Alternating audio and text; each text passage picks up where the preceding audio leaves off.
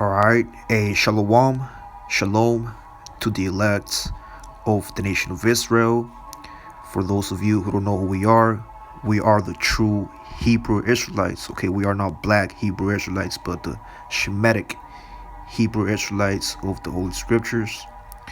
And what we do in these last days, we bring out history, exhortation, edification of our people. Okay, our people being the so-called Negroes, Latinos, and Native Americans that make up the 12 tribes of Israel.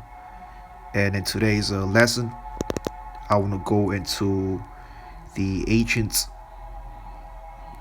Greek philosopher by the name of Aristotle, which he was a teacher of an ancient Edomite, which the Edomites today would be so-called white people, so-called Caucasians. He was known as the Idumean, okay, of Macedonia. But hey, before I go into this brief history, I want to give all praises to the Heavenly Father, Yahweh, Bahasham, Yahweh Shai, Bahasham, Rakah Kwadash.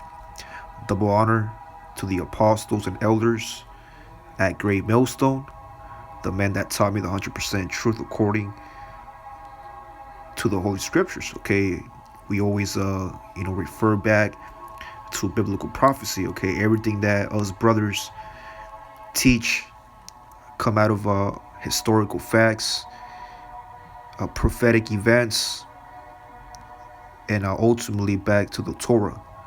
That's how we are able to identify, the secrets of the Holy Scriptures. And real quick,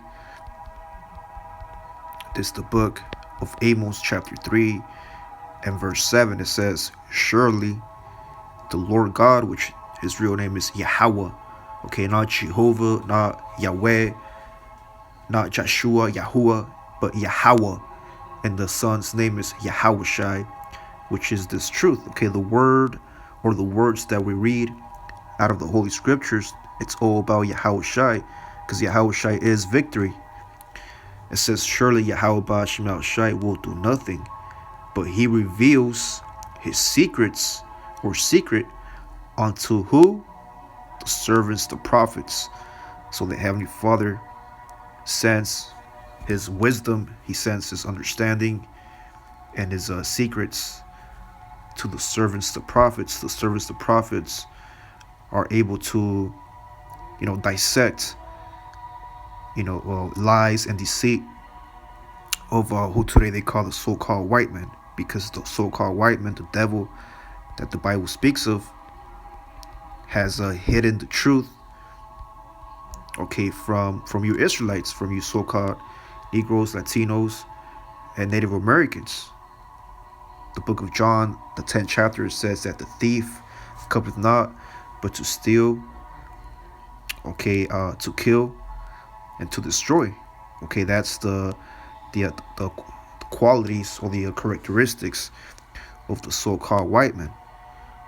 This is First Maccabees 3:48 out of the Apocrypha. "And laid open the book of the law, wherein the heathen had sought to paint the likeness of their images."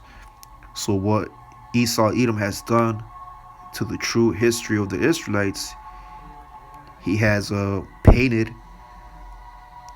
the likeness of their own images. That's why when you try to research about the Greek philosophers, okay, they depict them as so-called white, so-called white people with beard. You see, but in reality, man, when you go in depth, you go into the secrets.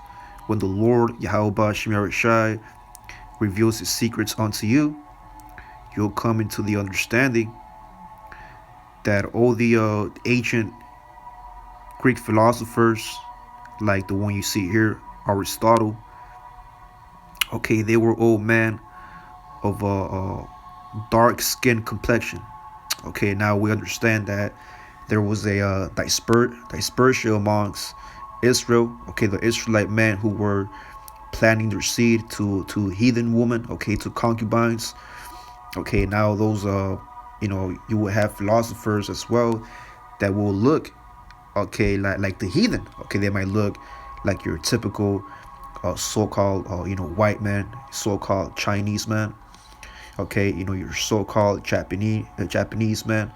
All these philosophers, famous philosophers, okay, from the ancient times, they were primarily men of dark skin, okay, different shades of brown. So now there's a picture real quick before we go into the history of Aristotle, okay, which he's an Israelite, him being the teacher and the foundation of Alexander the Great, okay, and his rulership, okay, his sovereignty during the time of the Grecian Empire. So when you go into various relics, okay, like the school of Chartres here in Wiki Wan, it says during the High Middle Ages, the Chartres Cathedral established the Cathedral School of Chartres, an important center of French scholarship located in Chartres. Okay, where is that at? It says, if that's how you pronounce it, it says Chartres is a prefecture of the Eure-Loire department in the Centre Val de Loire region in France. Okay, so this depiction is in France. It says philosopher, maybe Pythagoras, one of the archivolts over the right door of the west portal at Chartres. That's how you pronounce it. But these are just examples that I want to give you, brothers, that even in European nations like France, Spain, various cathedrals, man, they have churches, schools, even castles where you have a statues of ancient philosophers, man. Okay, that's just one example, and the depiction of them is Jake, primarily Southern Kingdom. Okay, with the beard, and also just to put this in as a edification, man. You got to remember that a lot of these philosophers, a lot of these Israelites, they were alive during the time of the Hellenistic age, meaning they were Israelites who were partaking with the philosophies of the Greeks, the Grecians, okay, which the original Grecians, when you go into history, they were the Japhetic people, the people of Japheth, who today would be the so-called Polynesians, the so-called Samoans. And when you read the prophecy of Daniel, the 7th chapter, okay, there was a prophecy about Alexander the Great. Okay, he was known as the leopard. Okay, the swift and fast leopard. Okay, through his sword, he was gonna conquer. Okay, various kingdoms, various people, and those peoples that. Okay, Alexander the Great, the Idumea, he conquered. The Japhetic people, man. Okay, and that's how Alexander the Great. That's how he got his name. He started like it tells you in John again. The thief coming not but to steal. That's what Esau Edom does in these last days. He comes in and he steals. Okay, he steals your identity. He steals your culture. Okay, but now real quick, this is a it says Cologne, Germany. Mosaic of philosopher Aristotle in the Roman Germanic Museum, Cologne, Germany, and he's depicted as a man of what? dark skin, man. Okay, different shades of brown. Let's get more examples. I actually had a better example. Let me get it right here. See if I can find it. Where it depicts Aristotle and various okay, even in Egypt, man, various parts of Asia. You'll see ancient scrolls, ancient images of dark skin. For example, here it says Islamic illustration of Aristotle teaching a student. You see that? Islamic illustration of Aristotle teaching a student. I might have to save this image. And this is from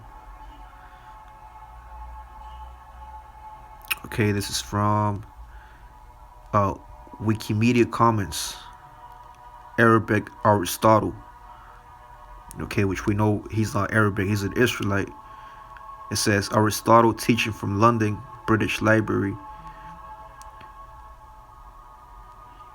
You want to go into the history. Okay, that's another example, man. Because you gotta go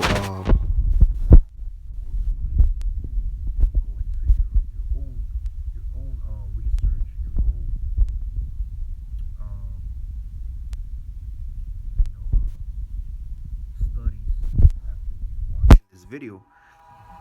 But again, the prophets of Yahweh Bashmiel Shai were out here to expound. Matter of fact, let me get a precept. Expound. This is the book of Acts 18 and 26. And he began to speak boldly in the synagogue, whom when Aquila and Priscilla had heard, they took him unto them, and expounded unto him the way of Yahweh more perfectly.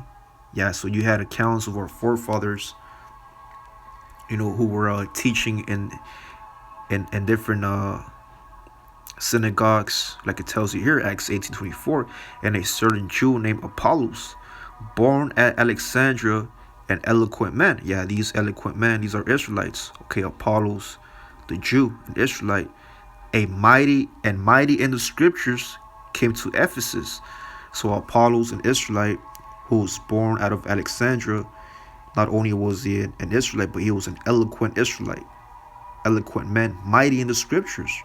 Okay, he went to Ephesus, and he was instructed by the way of Yahweh, and he was fervent in the spirit, and he spake and taught diligently the things of Yahweh Ba'Shem Shai, knowing only the baptism of John. So Apollos began to speak boldly in the synagogues. Okay, and he expounded, right? That word expounded. Let's get that word. It says expound. Okay, it says he explained. You see, he illustrated. So to expound means to explain further. So that's what us brothers and sisters, okay, primarily brothers, and you will have sisters who will, go into the history and learn from an Israelite man, okay, and teach their daughters and their other sisters. So again, we're here to expound on the understanding of the teacher of Alexander the Great. So there's a brief, article called the Smithsonian, Associates.org. It says engraving of Aristotle teaching Alexander the Great, 1866, by Charles Laplante. Now, who is Alexander the Great? It says here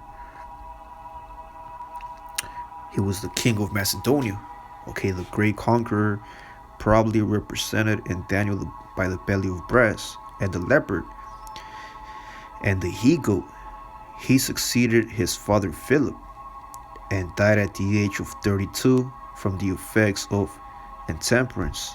His empire was divided among his four generals. Yeah, you can see that history of the four generals of Alexander in the book of Maccabees in the Apocrypha. Okay, the first chapter. It says, translation, it says Alexander the Great. The history, there you go. So even in the Bible, the Holy Bible and the Apocrypha, it gives you the history, okay, of when Alexander the Great, son of Philip, the Macedonian, marched from Macedonia and attacked Darius, king of Persia and Media. Alexander enlarged the Greek Empire by defeating Darius and seizing his throne. He fought many battles, captured fortified cities, and put the kings of the region to death. You see, and a lot of those kings of the regions, yeah, those were those Japhetic people. Okay, the Japhetic people. Get the quick history. Okay, it says Crete is the largest and most populous of the Greek islands. You see, those islands, man, of of parts of the Mediterranean Sea. Like it says here, the 88th largest island in the world and the 5th largest island in the Mediterranean Sea. That's where the original, okay, Japhetic people came from, those, Polynesians. Hey, that's why when you go into, modern day times, man, Japheth, okay, a lot of their descendants, man, they're isolated from, from Jake, from amongst the other heathen. Okay, and that's why a lot of them are in other islands, like Hawaii, and these different types of, lands with, various high hills, volcanoes. It says after Sicily, Sardinia, and Cyprus, and Corsica, Crete rests about 160 kilometers south of the Greek mainland and about 100 kilometers southwest of Anatolia. Let's get more images. Just giving you brothers, examples of, places where Alexander the Great, okay, conquered, man. It says GreeceTravelSecrets.com. It says Greece is rightly proud of the king of Macedonia, Alexander the Great, who lived from 356 to 323 BC, and that's how you link Aristotle, okay, the historical figures of Aristotle, okay, because he actually lived, okay, Jake, an Israelite, he lived, okay, give me a second.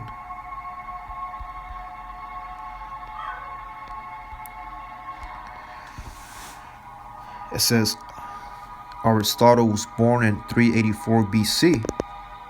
You see, 384 BC, meaning before Christ, before Yahushua Hamashiach.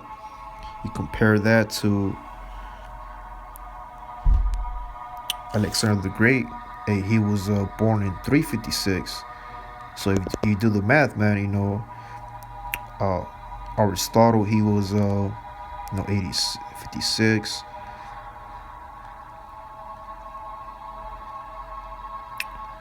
He was about 30, 40 years older than Alexander. Okay, he died in 322 BC, which is the same, about the same time when also Alexander the Great died.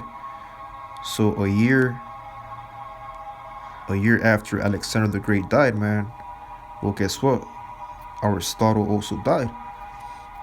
Okay, just to put that on quick edification, it says, as the Greek Empire was at its mightiest during his reign, by the time of his death, his armies had conquered lands throughout Middle and Near East, as far as the Punjab and down into Egypt, where he founded the city of Alexandria, and where he is somewhere thought to be buried, although he actually died in Babylon.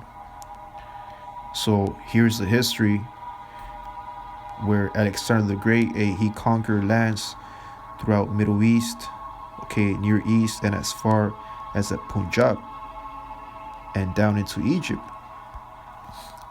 And again, that's the history in First Maccabees 1 and at 1. It says he fought many battles cities and put the kings of the region to death. As he had advanced to the end of the earth, he plundered many nations. When he had conquered the world, he became proud and arrogant.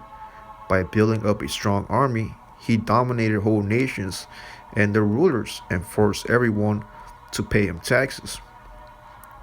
It says, when Alexander had been emperor for 12 years, he fell ill and realized that he was about to die. He called together his generals, noble men who had been brought up with him since his early childhood, and he divided his empire, giving a part to each of them. And after his death, the generals, right, which these four generals, when you read the history, man, these were also Idumeans. These are Edomite to control, and each had himself crowned king of his own territory. The descendants of these kings ruled for many generations and brought a great deal of mystery on the world. You see, just a quick, expounding or examples of the four generals after the post Alexander the Great era, which backs up this history here in or this article in Greece Travel Secrets. It says where he founded the city of Alexandria, and where he is somewhere thought to be buried, although he actually died in Babylon. It says Alexander, father of Philip II of Macedonia, was already extending his empire and gave his son, who was born in Alexander the Great, the very best start in life. He had the finest teachers, right? It says what? It says he had the finest teachers, right? And one of those teachers included who? Aristotle. Okay, that's how you pronounce his name. Okay. Matter of fact, let's see what the name Aristotle means.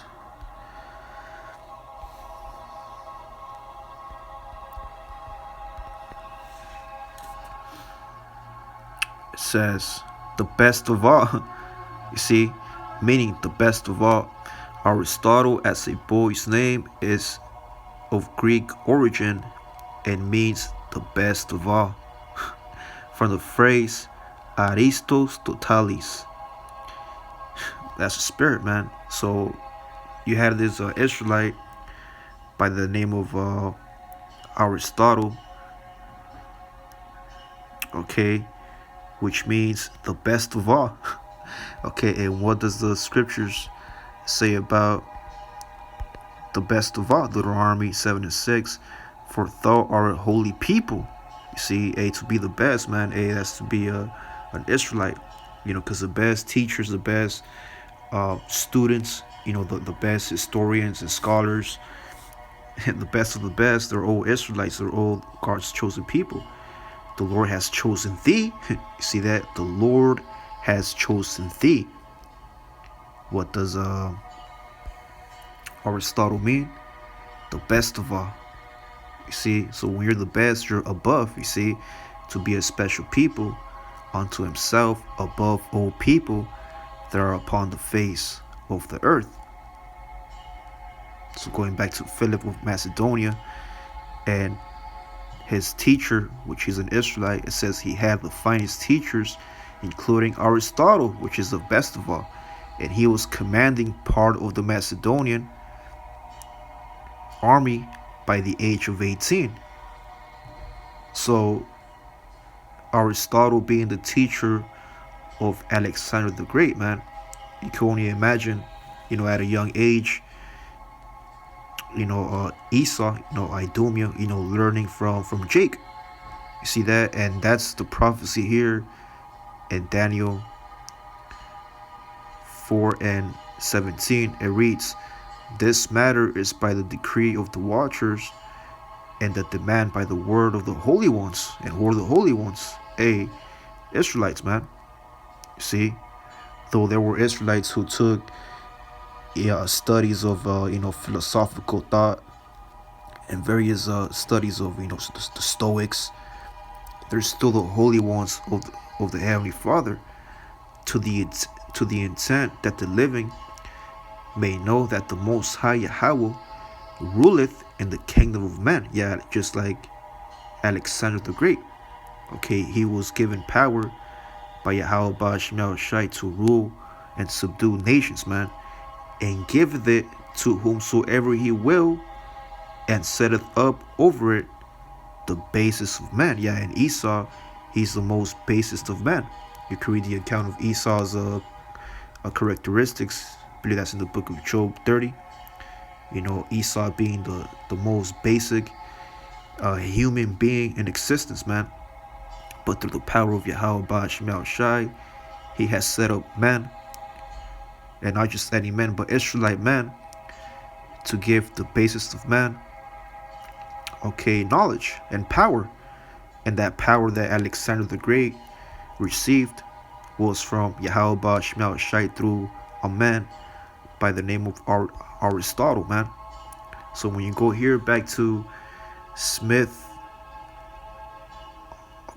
and Associates, it says that the 20-year relationship between the ancient world's most profound philosopher and his student. So there was a high relationship between Alexander the Great, and his student and his teacher, which is Aristotle. The world's most powerful conqueror reveals a stark contrast. Let's get to the point. It says Aristotle, which is the best of all, was entrusted with the education by young Alexander, heir to the throne of Macedon. He sought to create an enlightened monarch who would rule over a world guided by justice. Over 3 years, he shaped Alexander's thinking. You see, so the mindset of conquering, various leadership tactics, science and philosophy, and even math. These are all studies that go back to Israelite men. For example, this is the book of Exodus 15 and 3. It says Yahweh is a man of the Lord is a man of war. Yahweh is his name. So if Yahweh Ba'ashmal Shai is a man of war and Israel is his people, they would have that same mindset. So you have Aristotle, who taught Alexander the Idumea, roles of leadership, which goes back to being a man of war, and raised to natural sciences, philosophy, and mathematics. Now, real quick, let's go into the history here in a brief internet page called the Wikipedia. Says Aristotle was a Greek philosopher and polymath during the classical period in ancient Greece, taught by Plato.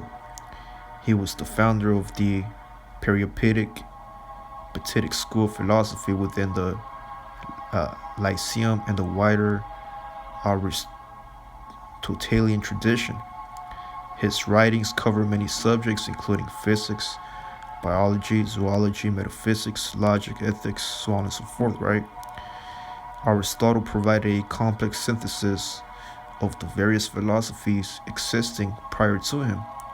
It was above all from his teachings that the West inherited its intellectual lexicon. It says, as well as problems and methods of inquiry.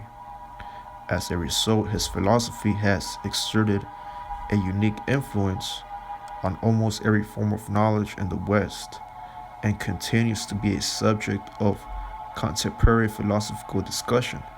So now you see an image of Aristotle looking like an Idumean. But again, we understand that the great philosophers, okay, they were primarily of dark skin complexion, man. If you have the understanding, it says a Roman copy, right? It's a Roman copy, right? It don't say an actual original copy, but a Roman copy in marble of a Greek bronze bust of Aristotle by Lysippus. Again, Aristotle, he was born, okay, 30 years before, okay, the Idumean Alexander the Great, and he died where? He died in Macedonia, during the Macedonian Empire, around the age of 61. A notable work, Corpus, okay, this is his spouse. It says,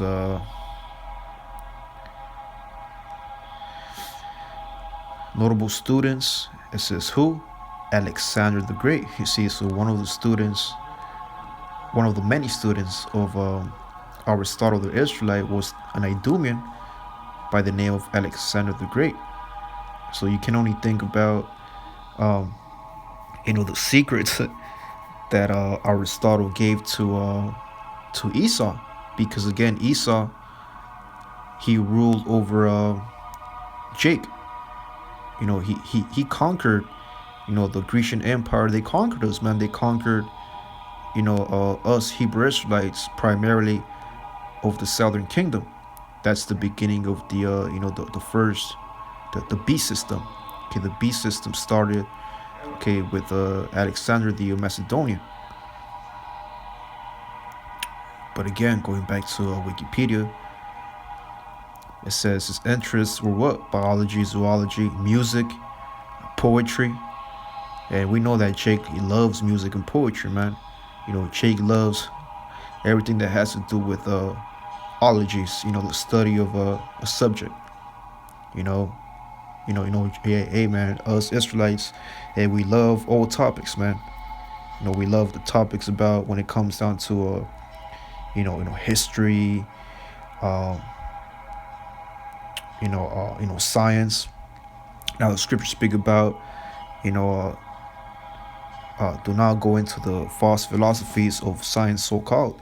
But if you're rooted in the faith, you're rooted in Yahweh Shai, man. Really, the whole reason why you study, science is to expound and dissect, the false, deceptions of Esau. Because what Esau has done, he has turned everything upside down.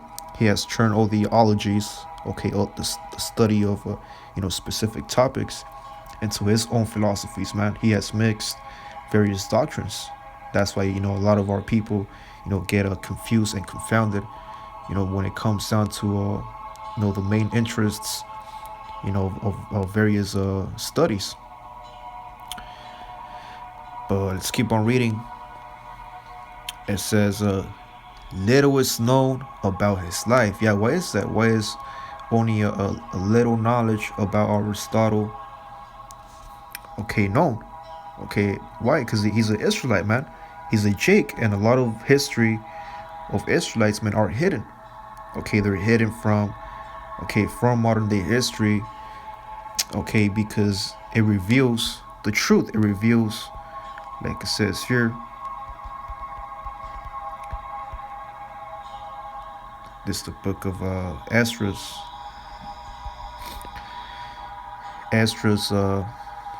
Second Esdras 7:34. But judgment only shall remain, truth shall stand, and faith shall wax strong. First Esdras 4:41. And with that he held his peace, and all the people then shouted and said, great is the truth, and mighty above all things. So the truth, man, it's mighty above all. And what us brothers are showing you Israelites of the northern and southern kingdom is the history of Aristotle, which he is a Hebrew Israelite, most likely from the southern kingdom. which according to Wikipedia, only little is known about his life. Again, why is that? Because of prophecy, man. First Maccabees again, 3 and 48, and laid open the book of the law, wherein the heathen had sought to paint the likeness of their images. So not only did the heathen, cover the faces of the true images of the Israelites, but they also did what? They also, destroyed, destroyed history. They destroyed, our scrolls. Okay. It's First Maccabees 1 and 30, and he spake peaceable words unto them, but all was deceit.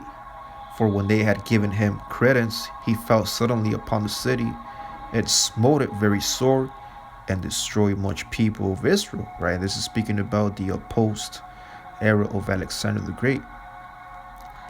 Okay, with, I believe that was with Antiochus or Antiochus, however you want to call the Idumea. Okay, but he made a decree, man, that everybody should follow his laws. Okay, and part of following his laws, man, is being into idols. Okay, that's why when you go into the history of Apostle Paul, which Paul was during the time of post Yahushua, around 30 BC, 40 BC, in the time of Acts. Okay, there's a lot of history of various disputes and dialogues between Apostle Paul, a Pharisee of the Jews, which, go into his history. Paul converted, to the faith after he saw the presence of Yahweh Shai. But here in Acts 17 and 18, it gives you a brief history of the philosophers, man. Which a lot of them were Israelites. Stoics, Epicureans. It says Acts 17:18, and they that conducted Paul brought him unto Athens, and receiving a commandment unto Silas and Timotheus for to come to him with all speed, they departed. Now while Paul waited for them at Athens, his spirit was stirred in him, when he saw the city wholly given to idolatry. Yeah, why was that? Why was the whole city, at Athens, given to idolatry? Going back to First Maccabees, 1 and 28. The land also was moved for the inhabitants thereof, and all the house of Jacob was covered with confusion. Yeah, that's where you get the whole concept of confusion of faces. That means that Jake got conquered. And they lost their legacy, they lost their heritage, because going back to the law of the curses, Deuteronomy 28, the Lord cursed his people. Because of disobeying the words of the prophets. Going back to Moses and Aaron. That's why Jacob was covered with confusion. And after 2 years fully expired, the king sent his chief collector of tribute unto the cities of Judah, who came unto Jerusalem with a great multitude, and spake peaceable words unto them, but all was deceit. For when they had given him credence, he fell suddenly upon the city, and smote it very sore, and destroyed much people of Israel. And when he had taken the spoils of the city, he set it on fire. You see, so you can only think that in the cities of the southern kingdom, during the time of the destruction of the second temple. What was happening, man? You had Esau, Edom, Idumea, burning the scrolls, burning history books, man. See, hiding the history from our people. It says he set it on fire and pulled down the houses and walls thereof on every side. And just think about this, man. You probably had Jake, who had the Torah. He had various the ancient books and wisdom, hidden under their houses, and their little bunkers. You know how Jake likes to stash things. Well, Esau knew about that, and he burned the houses. He pulled down the houses and even the walls. So that's why you have a lot of relics, a lot of Esau has archaeologists, anthropologists who go throughout the Middle Eastern area of our land, to search for those scrolls. And when you go into various history lessons, man, Discovery Channel, you'll come into the understanding that a lot of our hidden history, man, it's all hidden. Okay, with Esau. Esau has a lot of our history. Okay, hidden under their various churches. You can see that in movies like Angels versus Demons. Da Vinci Code. But it says, but the woman and children took they captive and possessed the cattle. Hey, so you had Esau, man, who was taking our woman captive, raping our woman. Hey, that's where you get the whole parable of the wheat and the tares, man. That's why these last days you're gonna have a lot of Israelites that look that look like Esau, or vice versa. Okay, in this account you're gonna have a lot of Edomites that look like an Israelite, but they all go back to the seed of the serpent, going back to the history where you had Idumeans putting the woman captive, and you can only think about what went on there, man. There was a lot of ravishing and raping of our woman. But hey, real quick, going back to Aristotle.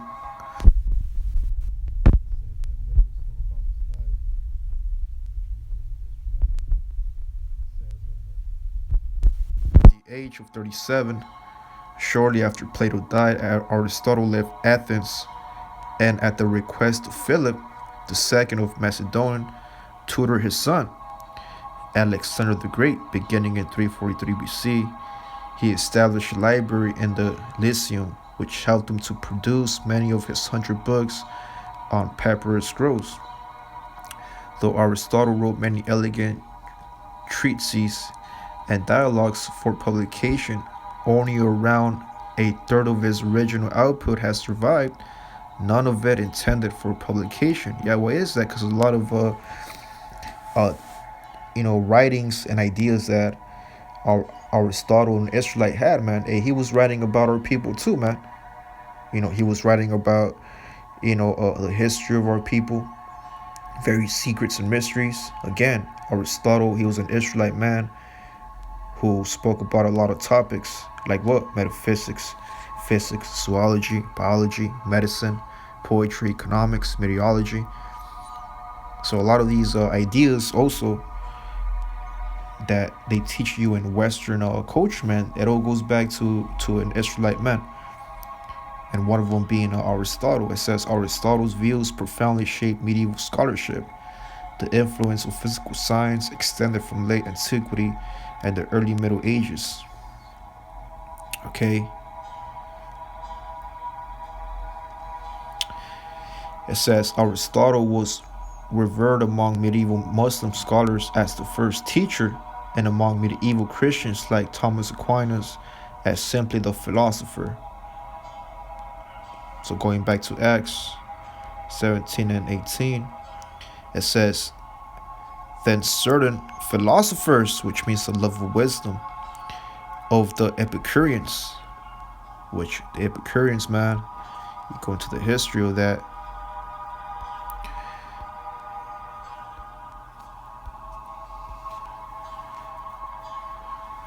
Epicurean. A disciple or student of the Greek philosopher Epicurus. Now, when you go into the study of Epicureanism,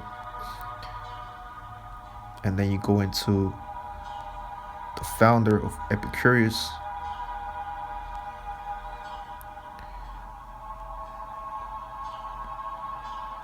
okay, his main interests were ethics, epistemology, physics, theology.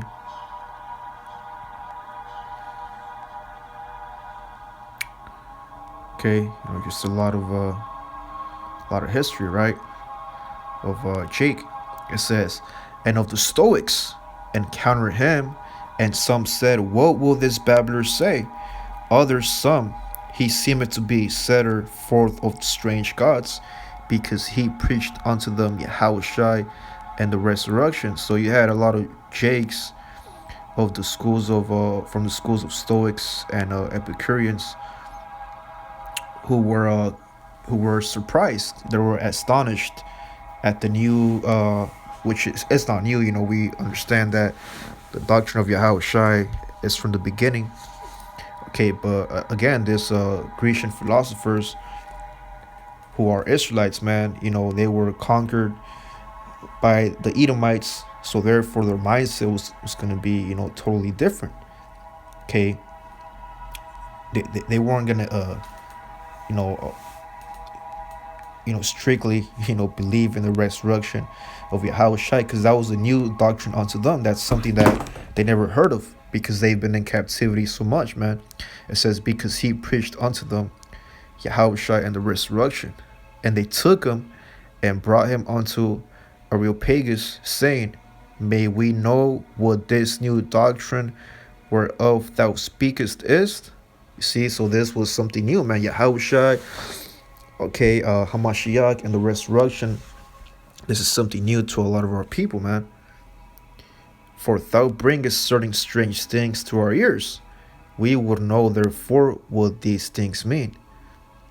For all the Athenians and strangers, which are Israelites, which were there, spent their time in nothing else but either to tell or to hear some new thing. So the Athenians and strangers, okay, philosophers, they spend their time and nothing else but just to tell, okay, tell, you know, new philosophy, you know, because that's what a philosopher does, man, which means the love of wisdom, you know, a man who just, you know, examines, you know, who thinks, who writes down ideas. Hey, but again, a lot of these philosophers really never applied, okay, what they learned, okay, what they've examined, so to speak, man. It's just, you know, writing ideas and you know, try to, you know, give you know, various wisdoms. It says, but to tell or to hear some new thing, and that's what a philosopher pretty much is as well, man. You would have philosophers who might have ideas, then a different philosopher would come on the scene and have his own ideas. Okay, that's where you get debates. I believe in this. No, I believe in this. No, you're wrong. No, I'm right. You have those, you know, infinite and constant debates. Then Paul stood in the midst of Mars Hill and said, ye men of Athens, I perceive that in all things you are too superstitious. For as I passed by and beheld your devotions, I found an altar with this inscription, to the unknown God, right, which his name is Yahweh. But those Athenians, those philosophers, they they knew about, you know, higher power, but they didn't know the name. They just call him the unknown God, whom wherefore ye ignorantly worship, whom therefore ye ignorantly worship, him declare I unto you. So that's what Paul was doing. Paul and the various disciples, you know, and apostles, you know, they were trying to teach Jake about Yahweh.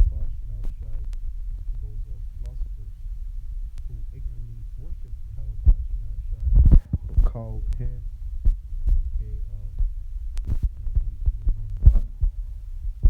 It says God that made the world and all things therein, seeing that he is the Lord of heaven and earth, dwelleth not in temples made with hands, neither is worship with his hands, as though he needed anything, seeing he giveth to all life and breath and all things, and had made of one blood all nations of men, for to dwell on all the face of the earth, and had determined the times before appointed, and the bounds of their habitations, that they should seek the Lord, if haply they might feel after him, and find him, though he be not far from every one of us. For in him we live and move and have our being, as certain also of your own poets have said, for we are also his offspring. See that? So the offspring of the poets, the philosophers, and that's the offspring of the Israelites. See that? And that was the whole concept of Aristotle's philosophy, his wisdom. Aristotle did believe in a higher power, but again through various Hellenistic periods, since the time of the Babylonians, the Assyrians, the Medo Persians, okay, the Greeks, the Romans, even modern day Babylon the Great. Okay, it's hard for an Israelite, to understand the true concept of Yahweh Shema Shai. Though our people believe in a higher power, they don't know the prophecies and the commandments of what the Lord wants. That's why you need a man of the Lord to teach you the secrets. See that? So it says, again, going back to the history, it says over 3 years he shaped Alexander's thinking. So Aristotle, an Israelite, through the power of Yahweh Shema Shai, he shaped Alexander's mindset. It says, with a dozen years of becoming king at age 19, Alexander was the most powerful man in the world, brutally subduing kingdoms from Asia Minor to India. Why is that? Because of Aristotle, man. A Jake, fueled by success on the battlefield, power, and wealth, he transformed from a monarch guided by reason and moderation into one viewed as a dictator. Yeah, and that's what Esau does. You give Esau the greatest knowledge of the earth. That's why Yahweh.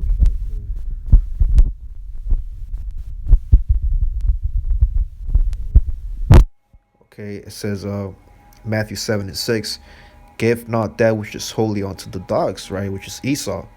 Neither cast ye your pearls, which is this truth, before swine, which is Esau. Esau's like unto a pig, an unclean animal, lest they trample them under their feet and turn again and rend you. So Aristotle, teaching Jake, the secrets. Okay, Esau, he wasn't grateful.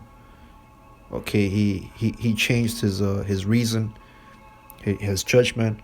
Okay, and he became a dictator. Hey, because this truth is not for Esau, man. Once you teach Esau this truth, hey, he'll flip it upside down and turn it into his own doctrine, and that's what causes what? Destruction, chaos. It says, viewed as a dictator, erupted his ego and threat to democracy. Finally, his generals turned to Aristotle to destroy the monster he created. Huh, that's interesting. It says, Prevas. But there you go, man. Um, yep, that's it for that, man. Just quick history, man, about Alexander the Great and his teacher. Just wanted to expound on this lesson because that's what we brought out at camp earlier. That Alexander the Great, he also had a teacher, which he's an Israelite, man. With that, I want to say shalom.